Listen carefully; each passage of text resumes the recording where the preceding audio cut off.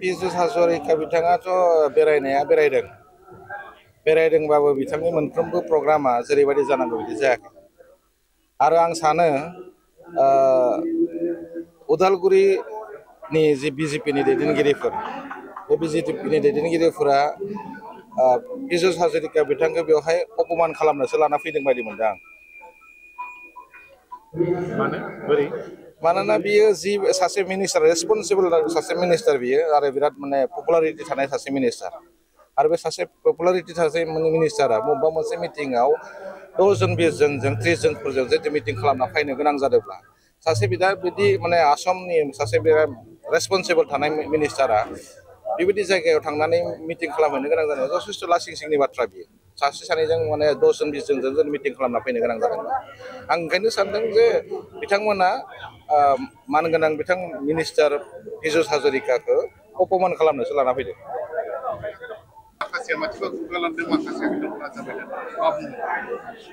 खुलुमबाय दिनै जोंनि मोदैबारि समस्तिनि थाखाय इउपिपिएल दलनि थाखाय मोनसे जोबोद गोजोनथाव खौरां मानो होनब्ला दिनै जोंनि इउपिपिएल दलाव उदालगुरि जिल्लानि एसटि मोर्चानि भाइस प्रेसिडेन्ट दन्दि कुमार राभा बिथाङा सिगाङाव बिथाङा नमिनेटेड एमसिएलएमोन आरो बिजेपि दलाव बिथाङा एज ए भाइस प्रेसिडेन्ट हिसाबै खामानि मावगासिनो दंमोन किन्तु जोंनि दलनि नीति आदर्शखौ मोजां मोननानै आरो प्रमोद बर' बिथांनि जा नेतृत्व बेखौ मोजां मोननानै बिथाङा दिनै जोंनि दलाव फर्मेलि जइन खालामबाय आरो गोजोनथाव खौराङा जाबाय दिनै बिजेपि दोलोनि मण्डलनि प्रेसिडेन्ट रमेश हाजरिका बिथाङा दिनै जोंनि दलाव फर्मेलि जइन खालामबाय आरो बिथांजों लोगोसे गोबां बिजेपिनि बुथ कमिटिनि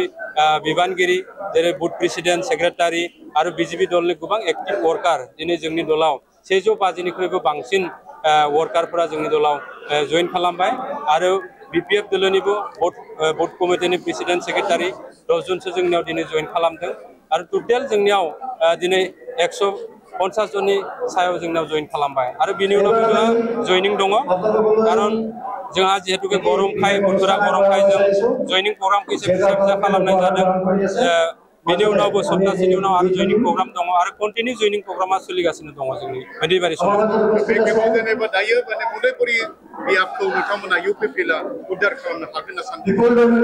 डेफिनेटलि बेबाराव मोदैबारि समस्तिखौ जों इउपिपिएल दल हिसाबै जों जोबोद गोख्रों जोंनि वर्कारफोरा डेडिकेटेडलि खामानि मावगासिनो दं आरो मोदैबारि समस्तिखौ इउपिपिएल दला बेबाराव उद्धार खालामनो हागोन 2025 आव उद्धार खालामनो बे कनफार्मखा मानो होनब्ला जथेस्थ' जोंनि दलाव उइदाउट एनि माने कन्डिशन जोंनि दलाव दुलु दुलु फैनानै जइन जाफैदों दिनै जहाँ माने बिजेपि दलनि बिथां मण्डल प्रेसिडेन्ट बिथां बिजेपि दलनि बिथां भाइस प्रेसिडेन्ट उइदाउट एनि कन्डिशन दा बिथांमोननि जिहेतुके बेयाव इएम दङ एमसिएलए दङ थेवबो बिथांमोना जोंनि दलाव जइन जाफैदों बेनि ओंथियानो जाबाय जे जों मोदैबारि समस्तिखौ इउपिपिएल हिसाबै जों देरहासार खालामनो हागोन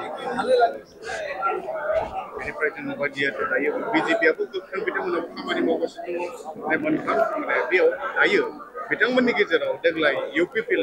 जिहेतु गुबुन हारि माहारिनि रायजो राजाफोर दं बिथांमोनखौ माबायदि स्ट्रेटेजिजों दा जिहेतुके बिजेपि दलजों जोंनि एलायन्स दङ किन्तु बिजेपि दल हिसाबै जोंबो गाज्रि मोना किन्तु जोंनि बेवहाय मोदैबारि समस्तियाव बिथांमोननि दोलोनिनो एमसिएलए दं बा इएम दङ किन्तु बिथाङा जाबायदि रायजो राजाखौ जाबायदि रायजो राजानि खामानि मावनांगौमोन बेबायदि निश्चय खामानि मावनाय बिथाङा फेलें जादों आरो जथेस्थ' एन्टि इनकामेन्सि ओंखारदों बेखायनो बिथांमोननि दोलोनिफ्राय बा रायजो राजा बिथांमोना बिजेपि दलनि अनगायै इउपिपिएलखौ देग्लाय सायख'दों बिथांमोना आरो इउपिपिएल दलखौ भोट होगोन होननानै बिथांमोना जोंजों बिथांमोना इन्टारेक्सन खालायदों आरो बिथांमोना जोंखौ सापर्ट खालायदों आरो बेबाराव मोदैबारि हिसाबाव इउपिपिएल दला जे मोजाङै ओंखारलांगोन बे रोखाखा